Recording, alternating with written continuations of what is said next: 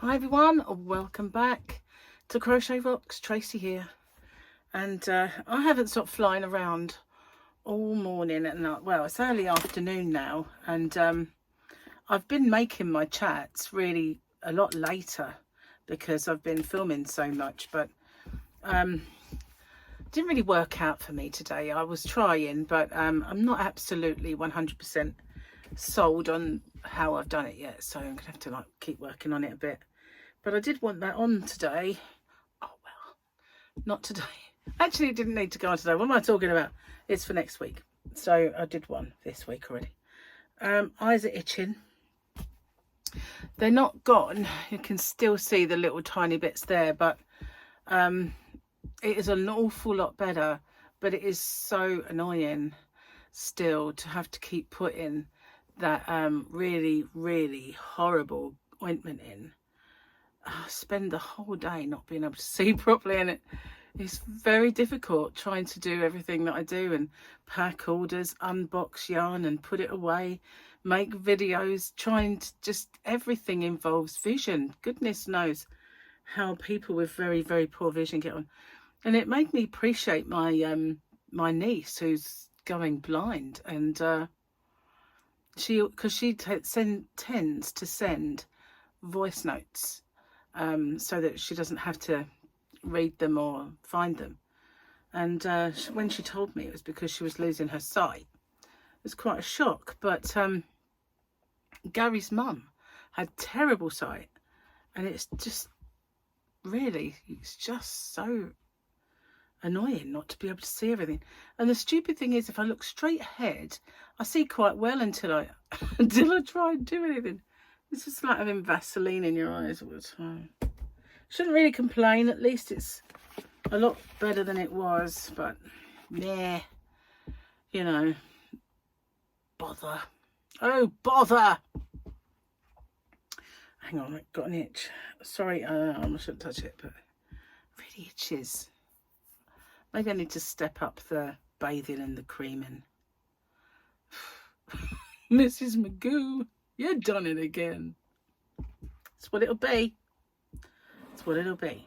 So, yeah, I got up. I had 4 hours sleep. This prednisolone, honestly, these steroids are really hard to get a long sleep in.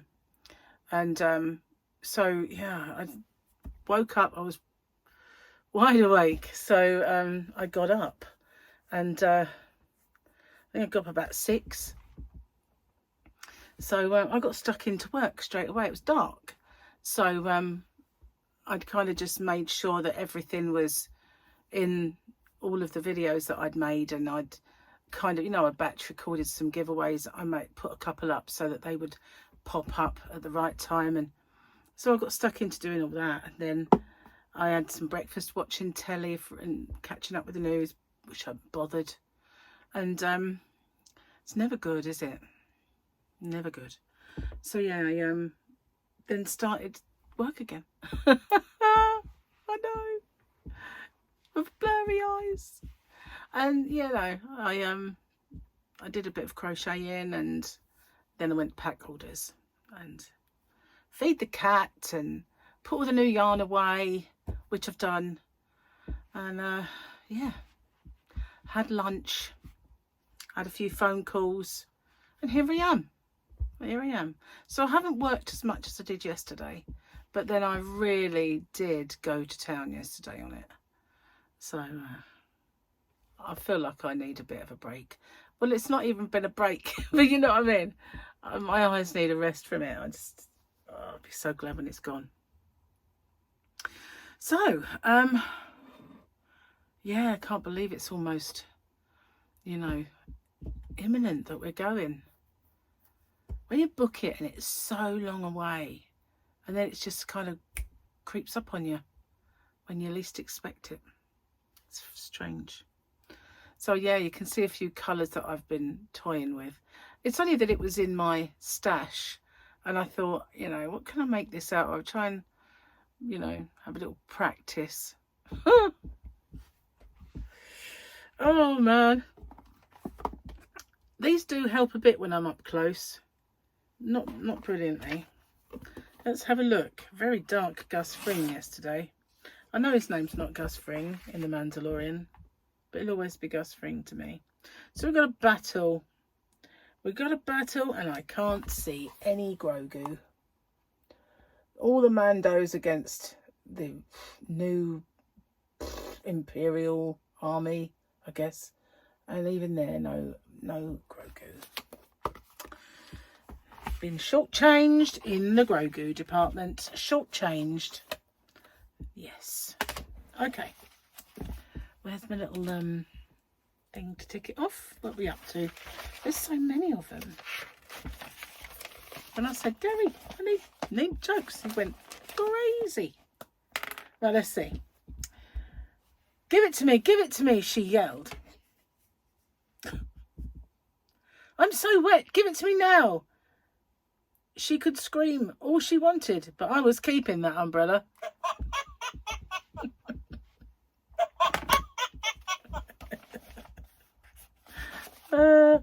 As soon as I saw those first words, I thought, it's going to be an umbrella. It's going to be an umbrella. He's such a naughty boy, is that Gary? But everybody seems to love his jokes. I think they love them more than mine. Yeah, some of them were the same, but still, bless him. Oh, I tell you what, these tablets do tend to make me a bit hyper, and yet, you know, it's weird really, because it makes you hyper, but you can't be hyper. It's just like your energy runs out, and but you know, it's been productive. I probably needed it. I probably needed to have some jazzy juice to get me ready to go and get up to date after being ill. And I've got hair tickling me. I can't find it. It's probably one of them. You know when you get like the little ones, the little baby ones that come up when because you know everybody's hair just sort of falls out and you get replacements. I think I got like a fluff one. So yeah, and 2 loads of washing as well today. Been very on the ball. I think, you know, this is how I used to be. I used to be all buzzy and on the go all the time. That's how I lived my life. But that went, you know, this last few years, since kind of 2021, I think, I've been more sedentary, let's just say, you know, more of a sit on your butt kind of girl. But I used to be buzzy all the time, you know, going out flying, taking this kid there, taking that kid there, let's go shopping, let's go and do this. I had to do everything. So yeah, I was crazy, but I haven't been like that for a while. Maybe it's a shame that, you know, I can't take them all the time and just get me back on track. But yeah, I don't think I've got it all in. So as you can see, I didn't straighten it. I thought, well, I will wash it again before I go. So that's the one that I will maybe straighten. So yeah, I thought I'd give it a break. Give it, you know, a week off of being straightened. So, I've been putting bits of clothes away. Sort of, you know, once I've washed them, I'm thinking, right, I'll take that with me, and I've been putting them in a pile, ready to, so, you know, not put them away so I don't use them. And it's still tickling me, this, wherever that hair is, it's doing my head in. Yeah, so I've been doing that. I still haven't got my card, which is a bit annoying. Hopefully it'll arrive tomorrow or Saturday. It's still got like the beginning of the week as well, haven't I, really? So it's not like that imminent. Anyway, if you can hear a knock, it's my neighbour's door. It's over there. So yeah, sometimes you can hear what they're saying as well. It's a bit, I've just got to plug my equipment in for it. Well, it shouldn't go dead, but you know, it goes, I've got a green light to tell me that it's on, and then I get a battery light underneath, and it had started to go a very odd colour yellow, because they should be green, but it gets dimmer and dimmer. There's a dimmer. Oh dear. Maybe it's the tablets. Perhaps they just make me irritated. Perhaps that's what it is. Jazzed up and irritated. Hang on. Wherever this hair is, it's driving me absolutely driving me mental. Cheers, guys. I've got a nice cup of tea. Hopefully it's calming down.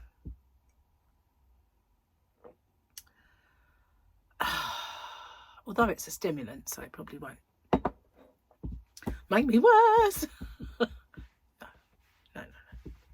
No.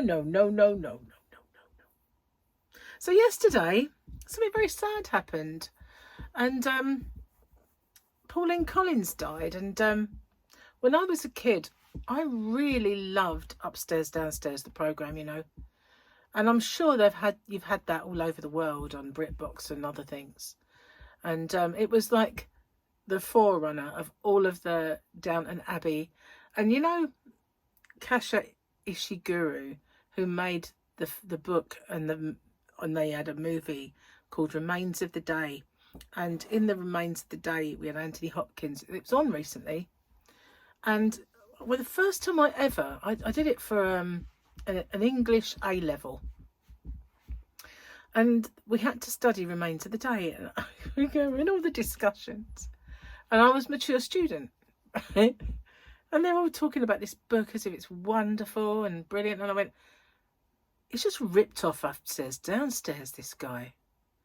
I said, I'm not being funny, but everything in this book was in that show. You know, from the kind of two young Jew girls that, you know, were brought in as maids and then he sent them away, and everything that was in that book virtually was kind of an Upstairs, Downstairs rip-off. I was just like, I can't believe this, because I watched it and I kind of really remembered the story, you know, of how it progressed on. Not everything that was in there, because obviously Upstairs, Downstairs went on for a lot of years. But there was loads of stuff in there that I just thought, he's ripped off Upstairs, Downstairs, you know, the guy. Anyway. Yeah. So she was Sarah, the underhouse parlour maid, and very, very cheeky and naughty. And she married John Alderton, who was also in it, but he was a lovely, lovely actor. Remember watching him in, is it Please Sir? Loved that. Yeah. It was just great shows when I was a kid. Great shows. Obviously they were very dated now, but they were brilliant in their day. And yeah, loved Upstairs, Downstairs. But of course she became Shirley Valentine, and that's what made her, you know, a household name. But I mean, she was pretty much a household name before because of Upstairs, Downstairs. But yeah, loved that. And it was very sad that she died, and to know that she'd sort of lived the last part of her life in a nursing home because she had Parkinson's and was very, like, well, she was 80 something. It was nearly 90, I think. It was like 89, or I can't remember what they said, but she was very, you know, you kind of, when you don't see people in the public eye anymore, you just don't think of them as getting any older until suddenly one of them will die and they'll say, and she was not, you know, like 89, and you think, what? Really? How? But of course, you know, I watched it as a child, so, you know, the chances are that she's about right. But yeah, a bit sad. But at least John Alderton's still going, I suppose. And he was the voice of Fireman Sam. Michael loved Fireman Sam. Typical, because Michael was a naughty boy and Fireman Sam was a bit of a naughty, well, he was all right, but it was Norman, naughty Norman in that. And I think it kind of is his role model in life, maybe. I don't know. See, Paul was into Thomas the Tank Engine, and he was very well behaved because, you know, Thomas was a well behaved engine. So maybe they had an influence on the kids after all. Let me see, what did I watch?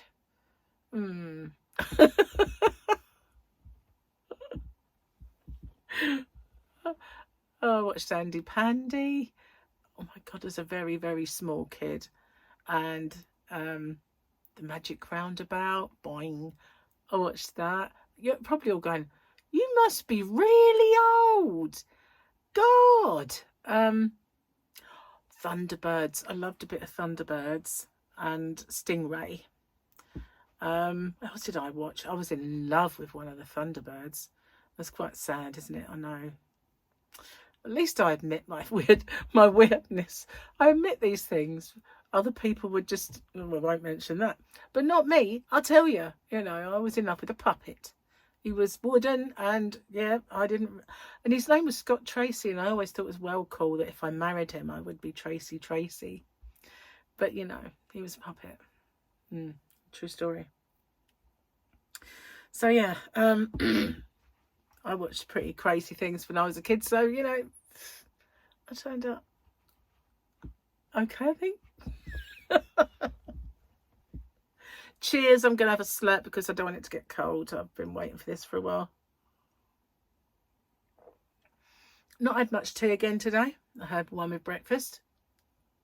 This is my second one. I've been really, well, I just been, no, actually I did have another one. Only because I got up at 6. So yeah, breakfast was late. So I had one when I got up, one with breakfast, and now this one. But I've got a few little jobs that need doing before we do go away, and not massive ones, but I need Gary to sort of fix my lock on the Yarnavan because I don't know, maybe when they put the door in, see, the guy was very nice. This guy gave us a door, and he put our front and back doors on in the house, and he kind of remembered me saying that we needed a new door for the at the time it was the caravan. So he got in touch and he said, do you still want a door? And I said, yes I do. So he said, I've got a UPVC one, then it comes off of a caravan, you can have it if you want. I said, yes please. So he brought it over, and he showed, I mean, he put it on. I'm sure he put it on for me, but it had screws that were tiny, and I remember thinking as he was screwing them in, that's gonna drop, because you know you need a good long screw to go in that bracket to hold that bracket. And I just thought, that's going nowhere, is it? It's like tiny little stubby ones, and he didn't have one in each hole either, only the ones he had. And he went, no, they'll hold it, they'll be fine. And I thought, that's gonna drop. Anyway, it did. Gary tightened it all back up again, and I think he put some longer ones in, a few for me, but he didn't get chance to like really do it. And then all of a sudden I couldn't get in there. I couldn't undo it. I couldn't undo the lock. And Gary managed to get me in, but I couldn't then do it again. So I said, I'm going to have to leave it. And maybe if you can't fix it, I've got to get myself a really heavy duty padlock for it. But I was hoping that he'd just be able to, you know, put some longer screws, or you know, do something, raise the hinges, because I think if you tighten it up, it raises it back up again, so that I can actually use the proper lock, because it's just a bit, you know, out of alignment, I'd say. Out of alignment.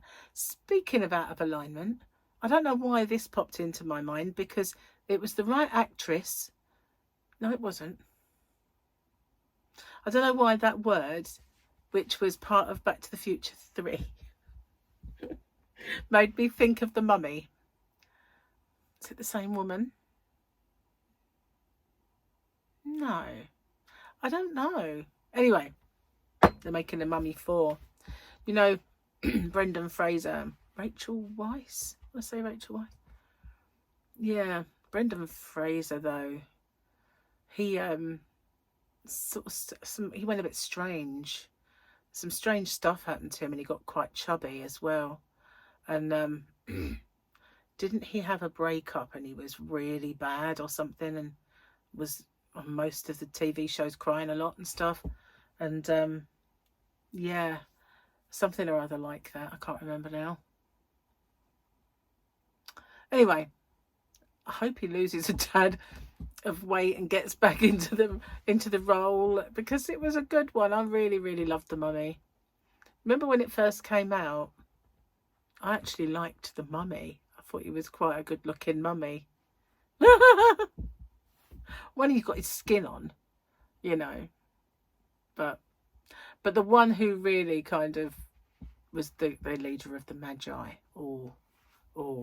And he was in Juice Bigelow. No, it's true, isn't it? Gary's right. I'm obsessed with the telly.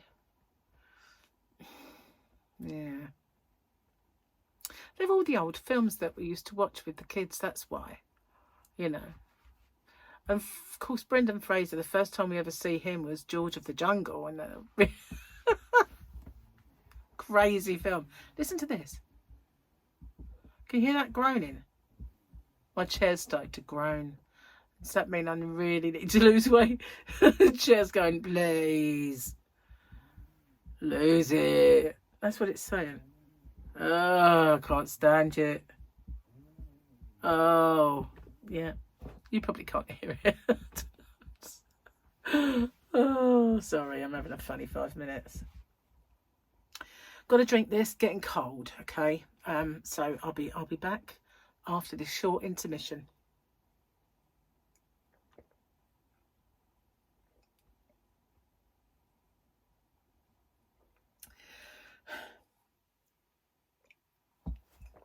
It's really hard to swallow when you know you've got to. No more moustache. So yeah, my new yarn. Oh, everybody loves that. That was very popular video. It is gorgeous. And some of the purple's gone already. I'd only had it up 5 minutes. But yeah, it's lovely. It's really nice. I want to make something with it, but I don't know what. What do you think would look good? It's a chunky. It's not. Someone said I've got enough super chunky. It's not. It's a chunky. So it's a bulky 5 for you guys across the pond. It's not a 6. That's a super chunky. Is a bulky 6. But this is a 5. So it is a chunky weight. And I can crochet chunky. But when it comes to super chunky, I don't know, I just feel like the stitches are too fat. Do you know what I mean?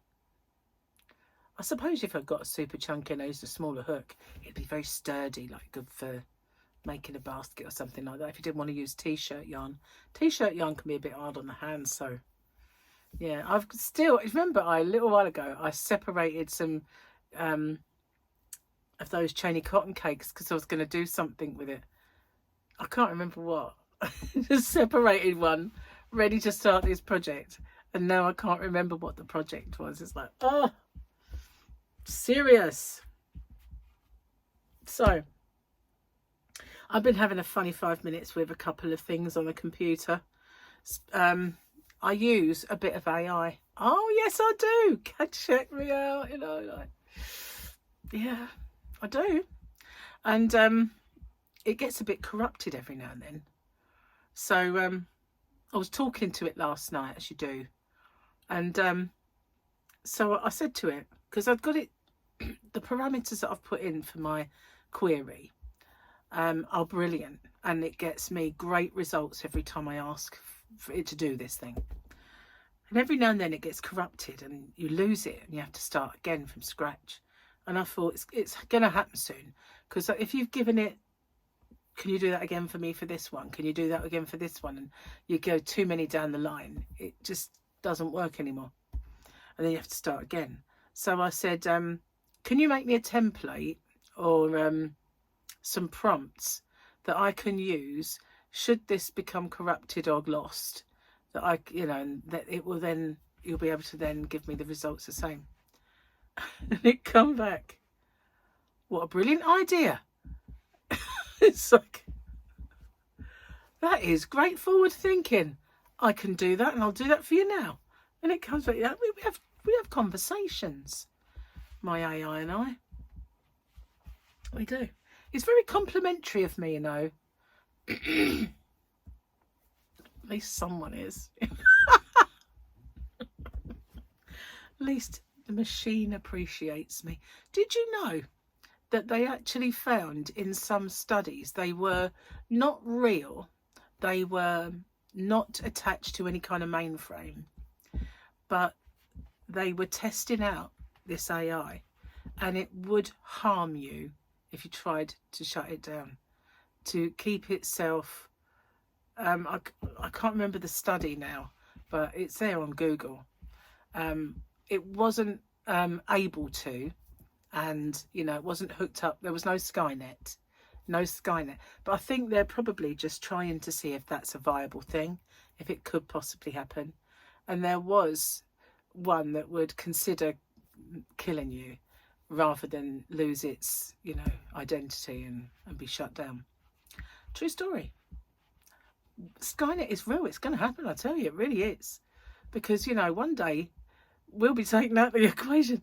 It was very forward thinking, that program, you know, film. It was though, wasn't it?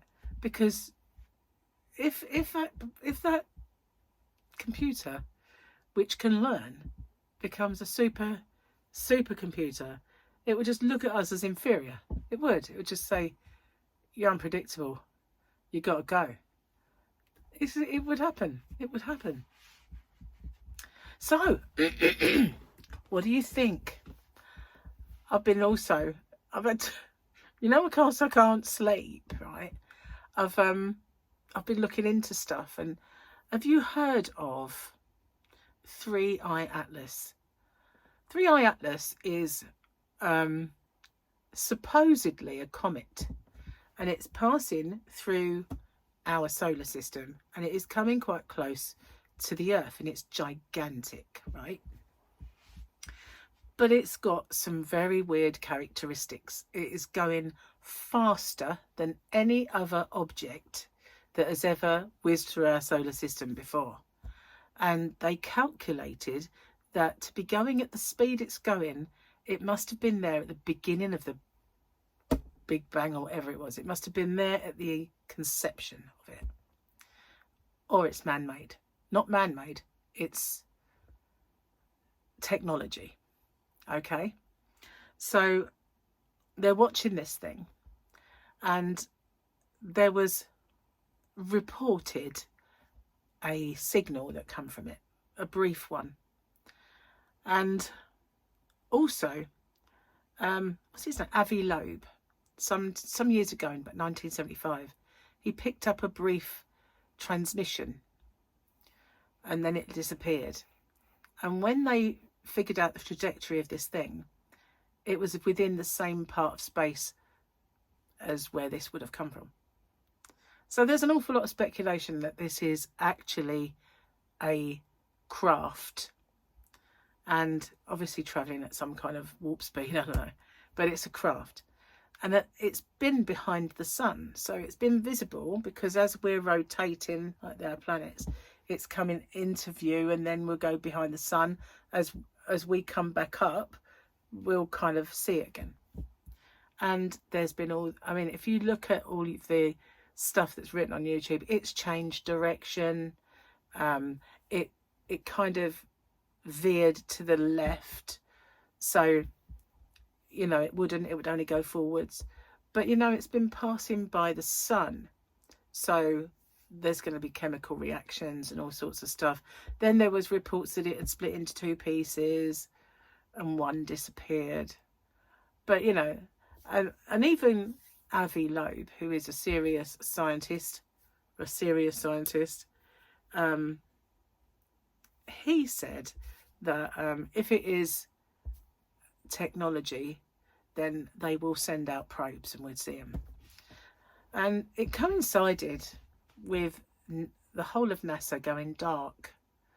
And whereas when you get the view from all these telescopes, and they usually show you things straight away, it's all gone very quiet. They won't show them to you. So it's adding fuel to this. What is it? What is it? What is it? But on the, I think it's the 18th, 17th, 18th or 19th, something like that of December, it's at the closest part to Earth. It will be its closest that it is, and you'll be able to see it in the sky. Should be able to see it in the sky. So remember the film Independence Day? Just saying.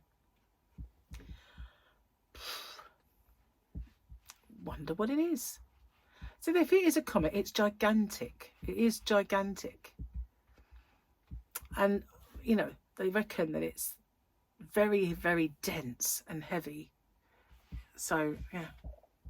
I don't know. I only watched the serious kind of like Avi Loeb and a few others that are serious kind of scientists. I didn't watch the it's broken into another piece and disappeared, it's changed direction, and there's been a transmission. I don't watch any of that. That's just total rubbish. There's so much rubbish on YouTube. Have you noticed?